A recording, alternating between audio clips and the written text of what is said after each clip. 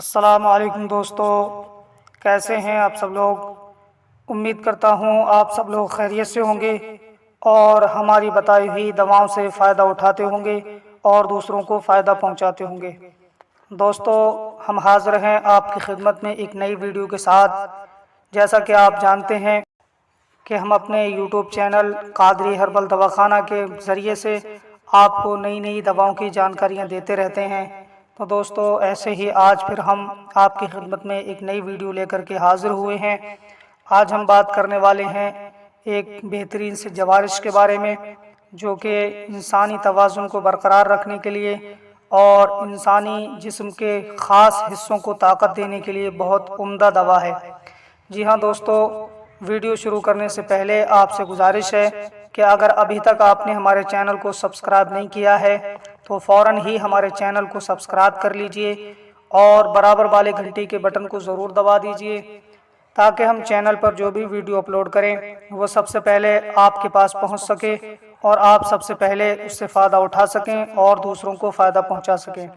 آج ہم بات کریں گے جوارش تمر ہندی کے بارے میں۔ جی ہاں دوستو، جوارش تمر ہندی کیا ہے اور یہ کس کس کام میں آتی ہے اور کون کون سے اجزاء اس میں شامل کر کے اس کو تیار کیا جاتا ہے اور اس کو استعمال کرنے کا طریقہ کیا ہے، اس ٹاپک پر آج ہم بات کرنے والے ہیں۔ دوستو، جوارش تمر ہندی یہ کلاسک دوا ہے، یعنی تقریباً سبھی یونانی کمپنیاں اس کو بناتی ہیں۔ آپ کسی بھی کمپنی کی دوا اس سے لے سکتے ہیں، کہیں سے بھی خرید سکتے ہیں۔ ہم کسی کمپنی کا پرچار نہیں کرتے ہیں، آپ جو اچھی سمجھتے ہیں اس کمپنی سے آپ خرید سکتے ہیں، اس کمپنی کا پروڈکٹ آپ لے سکتے ہیں۔ صرف ہماری جانکاری دینا ہمارا کام ہوتا ہے جس سے آپ کا فائدہ ہو سکے اور آپ اپنی بیماری سے چھٹکارا پا سکیں اور اپنی صحت بنا سکیں۔ تو دوستو، جوارش تمر ہندی یہ کس کام میں آتی ہے؟ تو جوارش تمر ہندی جو ہے معدے اور جگر کو طاقت دیتی ہے اور دل کو طاقت دیتی ہے، اور جن کی بھوک بہت کم ہو چکی ہے ان لوگوں کی بھوک کو کھول دیتی ہے، بھوک لگاتی ہے، اور جن کو صفرا کے دست آتے ہیں یا دل گھبراتا رہتا ہے، جی متلاتا رہتا ہے، اس کے لیے بہت فائدہ مند ہے۔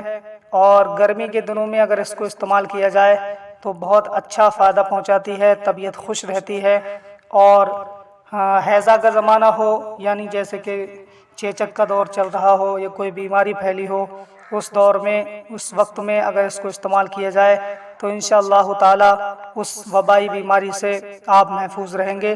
بہت اچھی دوا ہے یہ جوارش تمر ہندی۔ اور اس میں کیا کیا ڈال کر کے کون کون سے اجزاء شامل کر کے اس کو بنایا جاتا ہے؟ تو اس میں تمر ہندی ہے، منقع ہے، انار شیری ہے، انگور کا پانی ملایا جاتا ہے، اور انار ترش ہے، زنجبیل ہے، قرن پھل ہے۔